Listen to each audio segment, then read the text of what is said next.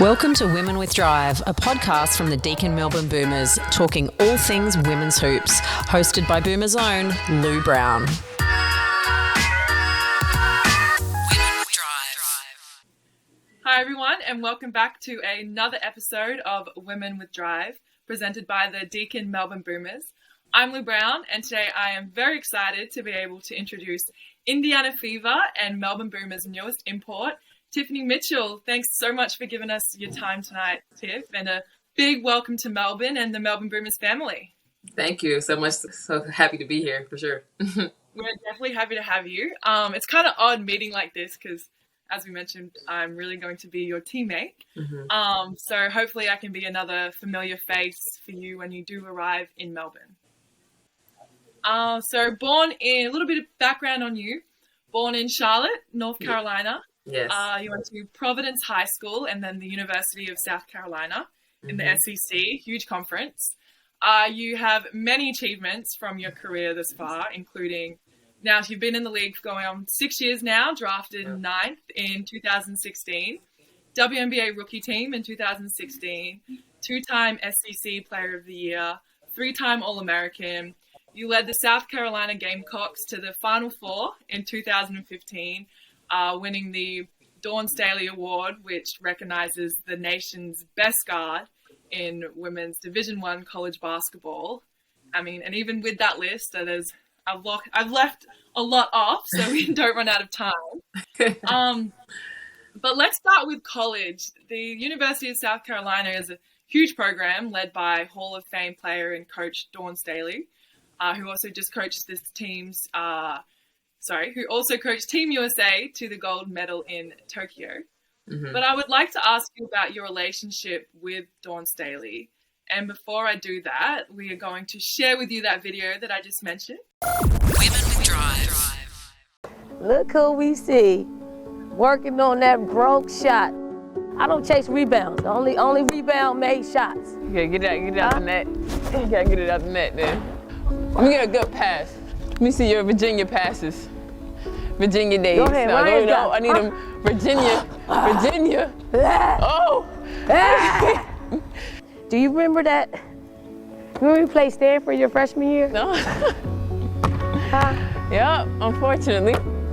And someone out in the social media world pointed the finger and said, you were the reason why we lost the game? I sure do. Huh? It was a sad day for me. It was a sad day. Sad day. It was a sad day for you, but do you remember how you responded? The next game? The next game. The next game, I think you might have had double-double. Like 22 points and 10 rebounds. We had to go back in the history books, but I know you responded well. I don't think you look back from there. Hey, Tiff? Yep. What was the hardest part of your 4-year career? Hardest part for your career probably be adjusting to, trying to think and play at the same time. Still trying to work through that now, and then coming back from injury, I haven't dealt with until this year, which is a big adjustment for me because I wasn't used to sitting down a lot. I put a lot of pressure on myself to make those shots, and then when I miss, it messes with me mentally. But the whole process, it was long process. I didn't like you said, it was tears, angry, confusion. I don't know, my head was everywhere. What are you looking most forward to in the future? After you hang up the garnet and black? Those sad days about to come up slowly, but of course I'm looking forward to playing professionally, wherever that is, just to get a new look with things, new scenery. Just ready to experience something else. It's a process though. Every step of the way, you're gonna feel like a freshman next year. As a rookie, you're gonna feel like a freshman until you make the adjustment and you play and you get some experiences, which is good though. We'll have to revisit after your rookie year in the WNBA to see how you fail Things and see pan the out. adjustments that you make. But when it's all said and done, it's basketball. Right.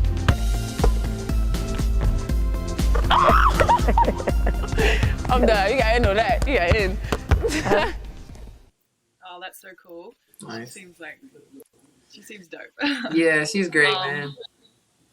Just to add, when the Boomers were recruiting you, Guy Malloy reached out to Dawn Staley, who sent the following message about you. She said, "Tiffany is the hardest worker I have ever coached. She will be in the gym before and after practice. She is the ultimate professional and really just wants to win." Obviously, that's unbelievably high praise, and relationships with coaches are central to us as players. Can you share with us a little about your relationship with Coach Staley? Yeah, it's great. She's like a second mother to me. I think she was one of the only coaches, the coach that did it the best, that kind of treated me like a player or a person more than a basketball player. I know a lot of coaches kind of get wrapped up into the game cycle, the practice cycle, and forget at the end of the day, that we're human. And I feel like whether I bounced another ball another day in my life, Coach Staley was going to support me in any direction that I want to do in my life. But she's very personable. I was starstruck at first when, she was recruiting me in high school because she was my favorite player growing up. So I had to get over that fangirl mode and come into like her player and have that connection with her. I was telling, Tony and them when I was talking earlier before the season that I'm a huge relationship person. So once I felt like, she trusted me and we had that player-coach relationship, I know I'll run through a wall for her. And I feel like she'll do the same. So I think that definitely helped with our success in college as a team and my own success as a player. Did she check in with you after your rookie year in the WNBL? She did. She actually came to my training camp.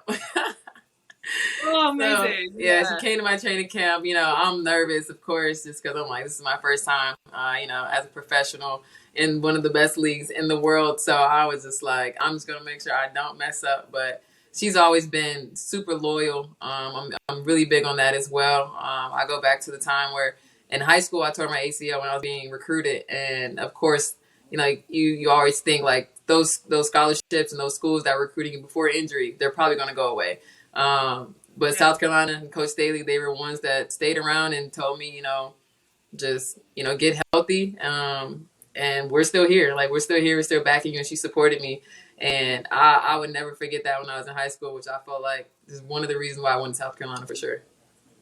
Yeah, I love hearing that because I've heard stories of people who've been injured and coaches are just like, nah, I'm done with them. So, yeah, I love hearing that there is real people as coaches. But what a mentor to have as a woman, as a basketball player, and as a coach as well. Women with Drive. It's been 10 years since we won a championship. We've been so close. She misses as well. Townsville, hang on. This year, it's our time. This year, we're back. Georgia puts it in. The dagger at quarter time. In Melbourne, in front of you, our fans. You bring the energy. You bring the noise. You bring the passion. We'll bring the game. We'll bring the boom. We're your team, Melbourne. Let's do this.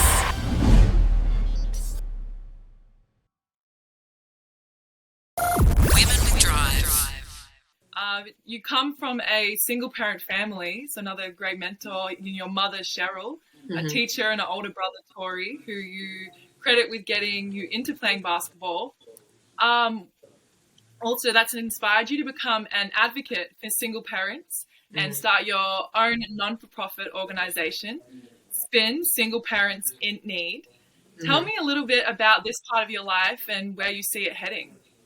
Yeah, Spin Haven is the name of the foundation, and just basically providing a safe place, opportunities, resources to single parents, knowing that my mom raised myself and my brother by herself. I think she did a pretty good job with doing that on her own, but I know there's other mothers, other parents that weren't as successful as her as raising their children, and they're actually struggling. So my mom tried her best to make it seem like we weren't struggling, even though it was just her. So never once that I feel like, I was missing out on something. She played both roles really well. And now that I'm in the position to kind of navigate through that, and I know the ups and downs that a single parent can go through, even though she tried to not let us see it.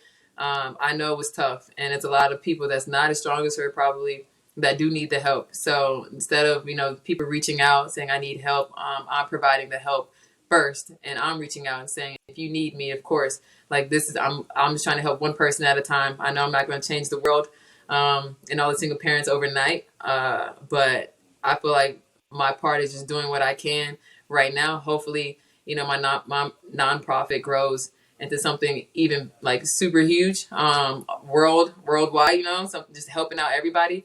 But right now I just want to focus on who I can relate to, and who I can touch right now at the moment. Yeah, little birdie told me that your mum just arrived. She's actually in my living room. All right. She literally just got here. Cool. Did she come to you often, or we get a chance to see her again before you come down under? Yeah, so she's been back and forth to Indiana throughout the season. So she just gets a break from Charlotte. She's down there by herself, so she spends time with me when she gets lonely. Me and my dog, we all hang out together, little family time. What kind of dog do you have? I have a Maltipoo. His name's Braxton. Braxton, oh, very cute. Yeah. But that's so great to hear that you're able to, find and use your voice in such a proactive way. Mm-hmm. I hope, mentioned worldwide. So at our Boomers, community involvement is central to our club. So hopefully we can look forward to introducing Spin Haven to the Boomers community over the summer here. Yeah, that'd be great. So to start your journey as a professional basketballer, drafted to Indiana Fever in 2016. Now you mentioned your 6th year with the Fever. Played in Israel, Turkey, Russia, played EuroLeague and Eurocup competitions. You're sitting in Israel in April earlier this year, and the opportunity arises to come and play in Australia for the Melbourne Boomers. How did this come about, and why Australia? Why the Melbourne Boomers? I don't know. Australia kind of came about kind of out of nowhere, but I think it was like a good, out of nowhere. Like I've been in Israel the past 3 years, of course, so it's a place that I was comfortable in. I had built a relationship with, the staff, the management. Like I said, I was just comfortable there. Other places that I wasn't happy. I was playing on really good teams, really good countries, but my mental wasn't that great. So I think Australia was brought to me by my agent, and I was like, I'll see. I don't know yet, because I haven't played outside of Europe, Israel, but other than that, I'm used to European competition and everything, so it never really crossed my mind to come to Australia. But at the same time, I've always heard good things about Australia. I just never looked into it. So finally, I was like, you know what, I'm going to look into it. And then my agent came to me with Melbourne, and once, just asking around as a player does. And then, of course, Lindsay being on the team in previous years, of course, I went to her, just asking questions about, just the team, the city, the management, typical questions players ask before they get to the team that other players have been on. So I literally heard nothing but good things about it. And it's similar to Israel in some ways. And then just talking to, the staff and how relationship-based, the team is, and how people are a family. I feel like I thrive in those situations because I like feeling like, these are my sisters, and I have their back. I hate being on teams where, everybody's kind of just scattered. They don't really talk to each other. They don't really hang out. There's teams like that, but I feel like the most successful teams always have that bond, on and off the court, which makes them so successful. And I think in previous years, from what I've heard, the Boomers align right with that. Because this is going to be my first year of the Boomers as well. Mm-hmm. So, and I've already started to build a couple of relationships with the girls. I'm fortunate enough to play with them. Mm-hmm. But obviously we've got WNBA players and Olympians coming back later on. So yeah, I'm hoping we've got a good time to build that team camaraderie but I think you're coming for the right place to do all that for sure. Did Lindsay share anything particular about Melbourne? Anything particular? Like about the team or the city? About the city. Do you have any idea kind of what you might be in for? I just heard it's a really nice city. Like, we're kind of in the middle of everything. Other than that, like you're just saying, literally, it's great weather, food. Like, I'm gonna enjoy my time there. I just have nothing negative, honestly, about it. No, well, hopefully we can live up to that. But I think Melbourne will be able to, for sure. Yeah. I know that. So when Lindsay was here the last couple of years, they've been in what we call the southeastern suburbs. Melbourne Boomers have been based down in a place called State Basketball Centre, and now this upcoming season, the Melbourne Boomers are moving into the city, so it'll be more central city, and we're going to be right by the zoo. Nice. Right in the heart of the city now. So I think it'll be even elevated even more from Lindsay's experience, and you'll be right into the Melbourne city, and all the best cultures in there. So it's going to be hopefully an amazing experience for you. Nice. I'm excited. Home away from home. Yeah. Plus, I mentioned it, Lindsay. Plus, it'll be you going from summer to summer. Exactly. So, I haven't had a winter in 3 years. You're doing it right then. You're doing it right. What about you? Do you have any interest outside of basketball in your non-for-profit organization? You said outside of the basketball in my non-profit, or yeah. Any outside of basketball? I'm kind of all over the place with my interests outside of basketball. Like, I kind of have my foot in a little bit of everything, so I'm always big on like, yeah, I'm just kind of, seeing around, seeing which one sticks. But I'm pretty open to a lot of things right now. But me personally, like, some of my passions are just like, health and nutrition. That for sure. Like, I helped out some of my friends, like, just making meal plans just to see, if it was going to work and they could lose weight and stuff like that. And it worked. So I was kind of like, maybe you can help me with that. Yeah, I got you. I've been locked down for too long, and eating has become a terrible habit. We'll figure it out. We got time. But yeah, I was pretty hyped about that. I recently just started like this little modeling thing. I had a fashion show in Indiana with somebody reached out to me. So walking in runways is something that maybe I could do later. I don't know. Like, that's a stretch, but it was fun. So. Well, Melbourne, we have a huge fashion part of the city. Excuse my terminology. But fashion. This is what I want to say: fashion scene and art scene. There we go. Around Melbourne. So I'm all for the fashion. A lot. Yes, a lot for you to dibble dabble. Do you like to thrift shop? I do it all. Shopping. I'm in the stores all the time. Yeah, my major was actually retail management. I'm not doing a whole lot with that right now, but I'll show you. But no, so I know thrift shopping's huge over here, and I know a couple of teammates now. They have taken me and you find like all these designer stuff and just like these absolute gems that you get for a bargain. Mm-hmm. So just gotta know the right places to go. So I'm sure some of our teammates will be able to take you through there and pick up some steals while you're in Melbourne as well. Sure. But finally, what 3 words would you use to describe yourself as a player? Probably the first one would be self-motivated. I think even outside of basketball, no one has ever told me like to do anything that I know I wanted to achieve. No one ever had to tell me to work hard or to get in the gym or to read this, do that. Pretty self-motivated and knowing what I need to do and how to be successful. With that, probably be hardworking. Never shy away from a challenge and working hard, or someone saying that, you can't do this because of that. That just fuels me even more to want to prove to them, I'll work as hard as I need to prove to you that this will be done regardless. And I would say savvy. I think I'm pretty savvy. On the court, off the court. I think I just have like kind of like a cool little vibe about me. Yeah. No, well, cool. I think super excited for you to get here to Melbourne, meet you properly, and finally get the team together. I've been waiting a long time now. So, but before you go, we have a segment on Women with Drive where our members get to ask some questions. Mm-hmm. and I have a couple for you. Just two. This one is from Jessica, who is 13 years old. She plays for McKinnon basketball. She asked, Tiffany, welcome to Melbourne. Who was your favourite player to watch when you were growing up?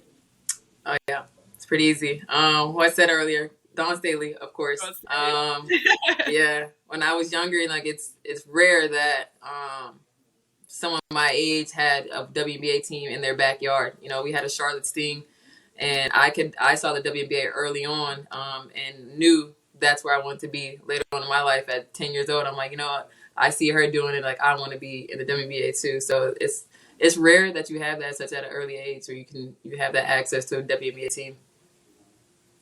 Yeah. And second one is from Jacob, who is 12 years old and plays for the Jets. He asked, Tiffany, which Australian animal would you like to meet during your visit to Australia? A baby kangaroo. They're called Joeys, right? Yeah, Joey, or you got the miniature ones. It's like a wallaby. A wallaby, any type of baby kangaroo. But then I heard they were kind of mean though. So I don't know. No. Well, we go to the zoo after training and check them all out. But I know, as I mentioned, everyone at the Melbourne Boomers and here in Australia are so excited to have you, and I'm excited to be able to suit up with you. I think we're going to have a pretty big time team ahead of us. So I hope everyone will be able to make it a home away from home for you. Absolutely. I'm excited to come. Like I said, I can't wait to get there. Again, thank you, Tiff, and thanks everyone for listening or watching this episode of Women with Drive. Thanks for listening to Women with Drive, hosted by Lou Brown. Make sure you subscribe wherever you get your podcasts, and if you could, leave us a review.